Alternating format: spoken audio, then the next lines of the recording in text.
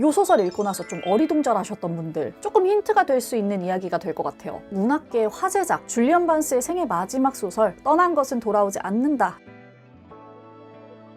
안녕하세요, 공복 여러분, 공백입니다. 오늘은 최근에 연일 베스트셀러에 오르면서 화제가 되고 있는 책을 다뤄보려고 합니다. 이 책 어떤 내용이고 어떻게 해석해야 될지 궁금해하시는 분들 굉장히 많거든요. 어떤 책이냐, 줄리언 반스가 생애 마지막 소설 은퇴작이라고 공식 선언하면서 전 세계 18개국에 동시에 출간한 소설 떠난 것은 돌아오지 않는다 입니다. 이 작품이 작품 안팎으로 워낙 얘기거리가 많고 해석의 여지도 다양해서 아주 속속들이 파보면 재밌을 것 같거든요. 그래서 오늘은 이 책의 내용, 어떻게 해석해보면 좋을지, 작품 읽을 때 함께 생각해두면 좋을 키워드는 뭔지, 이런 여러 가지 얘기 나눠보도록 하겠습니다. 책 읽으신 분들께도 그리고 안 읽으신 분들께도 도움이 될 만한 영상이니까 끝까지 시청해주시면 좋겠습니다. 자, 그럼 시작해볼게요. 일단 이 작가에 대한 이야기를 안 할 수 없을 것 같아요. 줄리언 반스, 영국의 대표 소설가죠. 이동진 작가는 줄리언 반스를 두고 당장 내일 노벨상을 받아도 이상할 게 없는 작가다라고 얘기했을 정도로 대단한 문학적 성과를 거두고 있고 전 세계에 수많은 팬을 거느리고 있는 작가기도 합니다. 자, 근데 이 작가가요, 혈액암을 진단받았습니다. 이 혈액암이라는 게 관리가 어느 정도 가능하긴 하지만 완치가 불가능한 병이라고 하거든요. 이 진단과 더불어서 2008년에 이 작가의 첫 번째 아내가 뇌암을 진단받은 후 한 달 만에 세상을 떠나요. 굉장히 갑작스러운 죽음이었던 거죠. 그리고 그때를 전후로 해서 가까운 주변의 친구들도 세상을 계속 떠나게 됩니다. 이런 일들 때문에 작가가 죽음 그 자체, 그리고 삶의 유한성에 눈을 돌리게 된 거죠. 그리고 스스로 이 작품을 문학적인 유언이자 부고로서 선언하게 된 겁니다. 이런 작가의 배경은 자연스럽게 이 작품 내부로 이어지게 되는데요. 소설 속에는 줄리언 반스 본인으로 보여지는 노년의 화자가 등장합니다. 이 부분에서 많은 분들이 이 책의 장르적인 정체성을 헷갈려 하시게 되거든요. 작가가 스스로 밝히기를 이 책은 허구, 그러니까 소설이자 자전적인 회고이자 에세이가 섞인 하이브리드 형식이다 라고 얘기를 하고 있습니다. 이 부분을 기억을 해주시면 좋겠고요. 이 소설에 등장하는 노년의 소설가는 혈액암을 진단받은 자신의 말년 이야기를 전해주게 됩니다. 요게 이제 소설의 큰 흐름이 되는 한 줄기의 이야기고요. 다른 한 줄기의 이야기도 있어요. 스티븐과 진이라는 인물의 이야기입니다. 스티븐과 진은 작가가 1960년대 옥스퍼드 대학교에서 만난 친구들입니다. 두 사람은 당시에 화자의 소개로 만나서 연인 관계가 되는데요. 조금 만나다가 헤어져요. 그리고 그 이후로 시간이 40년이 흐르게 됩니다. 이 40년 후에 스티븐과 진은 또 한 번 이 화자의 도움을 받아 재회하게 돼요. 그리고 결혼까지 하게 되는데 결과적으로는 또 한 번 헤어지게 됩니다. 좀 묘하죠? 바로 이 두 사람의 이야기가 이 소설의 다른 한 줄 기축을 담당하고 있어요. 여기서 굉장히 흥미로운 건 이 두 사람이 화자인 반스에게 절대로 우리 이야기를 책으로 쓰지 말라고 이야기를 했고, 반스 스스로가 성경책에 손을 얹으면서까지 이 이야기를 소설로 쓰지 않을게 하고 맹세했다는 점입니다. 그렇게 맹세까지 했는데 결국 이 이야기가 작가의 마지막 소설로서 세상에 드러나게 되는 거죠. 책의 줄거리 자체는 단순하죠. 근데 이제 우리는 궁금해지는 거예요. 왜 작가가 이 두 가지 줄기의 이야기를 한 책에 엮어내게 되었는지, 왜 하필 두 사람의 이야기가 맹세를 깨고서까지 이 소설에 등장해야만 했는지, 이제부터는 그 부분을 좀 파헤쳐 보려고 합니다. 이 소설 읽고 나서 좀 어리둥절하셨던 분들, 이거 어떻게 받아들여야 되지? 해석이 좀 어려운데? 하셨던 분들에게 조금 힌트가 될 수 있는 이야기가 될 것 같아요. 방금 제가 이 소설의 큰 두 줄기 이야기를 말씀드렸습니다. 근데 이 두 가지 이야기 말고도 계속해서 반복적으로 등장하는 주제가 하나 있는데요. 바로 기억에 대한 이야기입니다. 작가가 소설 시작부터 이런 얘기를 해요. 그 프루스트의 잃어버린 시간을 찾아서 아시죠? 거기서 그 주인공이 홍차에 적신 마들렌을 먹는 순간에 의도하지 않았지만 갑자기 어린 시절 기억이 막 물밀듯이 밀려 들어오는 장면이 있잖아요. 읽어보지 않았어도 이 장면 굉장히 유명한 장면인데, 작가가 이런 기억을 두고 비자발적 기억이라고 하거든요. 즉, 내가 애써서 굳이 기억하려고 노력한 건 아닌데 어떤 감각적인 자극, 외부의 사건에 의해서 예기치 않게 과거가 떠오르게 되는 거죠. 이런 식으로 반스는 계속 기억에 대한 이야기를 펼쳐나갑니다. 기억이라고 하는 것은 반스가 평생에 걸쳐서 천착해온 주제이기도 한데요. 북커상 수상작이었던 예감은 틀리지 않는다. 그것도 기억에 관한 소설이었거든요. 주인공이 자신의 과거를 완전 잘못 기억하고 있다가 그 사실을 나중에서 알게 되는 얘기. 이렇게 평생 기억이라는 주제에 천착해왔던 반스인데, 반스가 생각하는 기억은 그 프루스트가 말하는 기억이랑 조금 달라요. 반스는 기억이 불완전하다고 생각합니다. 즉, 실제로 벌어졌던 일과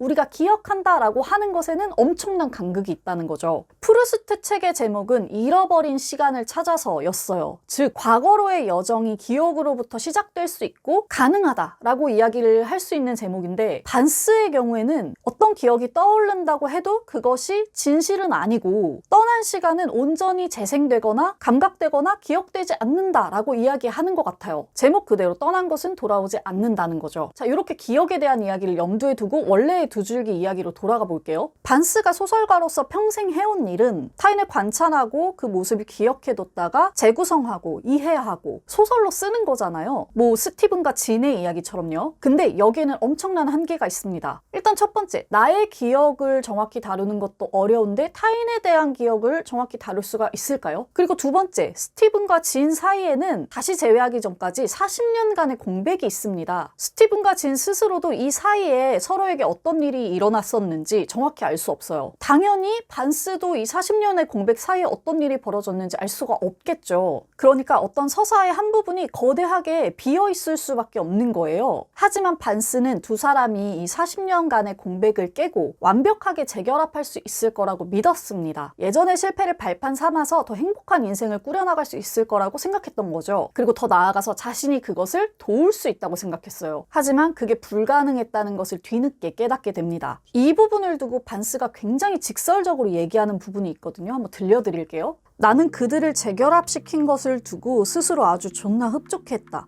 그러나 나는 어떤 고귀한 기계에서 나온 신이 아니었고 이 거래를 청사한 뒤 금전적이 아니라 감정적으로 한몫 보는 지저분한 중매쟁이일 뿐이었다. 나는 책을 아주 많이 썼다는 이유만으로 내가 지혜롭다고 생각했다. 무엇이 사람들을 움직이게 하는지 안다고 생각했다. 나는 스티븐과 진을 내 소설 속의 인물들처럼 취급하여 그들을 내가 원하는 목적지로 살살 이끌 수 있다고 믿고 있었다. 삶과 픽션을 혼동하고 있었다. 반스는 두 사람의 사연을 통해서 다시금 깨달은 겁니다. 타인을 이해한다는 건 환상이고 필연적으로 실패할 수밖에 없다는 거. 자, 그렇다면은 소설가의 일이라고 하는 것이 혹시 인간을 이해하고 분석하고 일관된 서사로 꿰어내는 게 아니라 그걸 관찰하는 건 아닌가, 이런 생각에 이르게 되는 거죠. 이런 반스의 생각이 마지막 장에서 좀 드러나는데 이것도 읽어드릴게요. 나는 당신에게 무엇을 생각하라거나 어떻게 살라고 말하지 않는다. 나는 권위를 갖고 쓰지 않는다. 소설가는 더 큰 지혜를 가정한 자리에서 독자를 내려다보며 말하면 안 된다. 대신 나는 어딘지 모르는 어느 나라에 어딘지 모르는 어느 소도시에 한 카페 실외석에 앉아있는 작가와 독자의 이미지를 좋아한다. 우리는 나란히 앉아 우리 앞을 지나가는 다양하고 많은 삶의 표정을 바라본다. 우리는 지켜보다 생각에 잠긴다. 이런 관점에서 생각한다면 책에 대한 연결성이 조금 보이게 되죠. 이 책이 무척 다양한 각도로 해석될 수 있고 저도 지금 읽을 때마다 다른 관점들에 주목하게 되거든요. 그리고 지금 시점에서 제 나름의 해석을 여러분께 이야기를 해보았는데 아마 보시는 분마다 다른 방식으로 이해하실 수 있을 것 같아요. 이 책을 이제 막 읽으신 분들 혹은 읽으실 분들을 위해서 책을 읽으실 때 생각해 볼 만한 재미있는 포인트들을 한번 또 짚어보도록 하겠습니다. 첫 번째는 이 책의 원작 제목입니다. 여기 보시면 departure이라고 써있고 S가 붙어있죠. 뜻은 죽음, 떠남, 출발 등인데요. 괄호 안에 이 복수를 뜻하는 S가 들어있잖아요. 그래서 반스 주변에서 벌어졌던 어떤 죽음들, 또 본인에게 예정된 떠남의 이야기라고 이 소설을 해석해 보실 수도 있겠고요. 한번 지나고 나면 다시는 재현될 수 없는, 그대로 붙잡을 수 없는 어떤 기억의 특성이라고 해석을 해보셔도 좋을 것 같고, 또 이 작품이 은퇴작이다 보니까 독자와의 작별을 뜻하는 단어로도 해석을 해볼 수가 있겠습니다. 두 번째 키워드는 공백입니다. 제 이름을 말하는 것 같아요. 좀 이상하긴 한데 이 소설에는요, 수많은 공백이 존재해요. 실제로 벌어졌던 사건과 그 사건이 기억되고 기록되기까지 그 사이에 공백도 있을 거고요. 진과 스티븐이 만났다가 40년 동안 헤어졌다가 다시 만난 요 사이에 공백도 있을 거고요. 그리고 현실, 진짜로 벌어졌던 일과 기억된 내용 사이에 공백도 있겠죠. 요런 의미를 생각하면서 이 책을 읽어보셔도 재밌을 것 같아요. 세 번째 키워드는 통제 불가능성입니다. 기억이라는 게 기본적으로 좀 통제 불가능한 것 같아요. 실제로 벌어진 벌어진 사건이 누군가에게 각인되고 기억될 때 그게 어떤 방식으로 저장되었다가 어떤 방식으로 다시 현실에서 발현될지 모른다는 점에서 통제 불가능하죠. 또 반스가 두 사람을 소설가로서 제외시키고 어떻게 이끌어 보려고 했으나 뜻대로 되지 않잖아요. 이런 것도 통제 불가능성의 키워드 아래서 살펴보실 수가 있을 것 같아요. 저는 이런 키워드들로 이 책에 좀 주목을 해봤는데 아까 말씀드렸던 것처럼 이 책 진짜 다양하게 해석될 수 있기 때문에 혹시 읽어보신 분들은 각자의 해석을 좀 나눠주시면 큰 도움이 될 것 같습니다.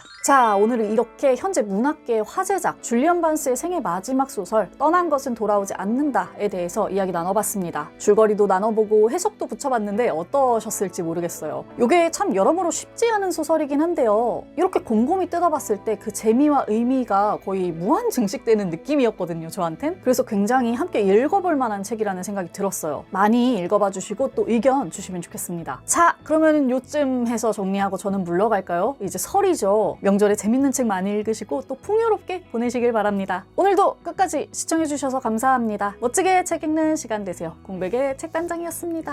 안녕.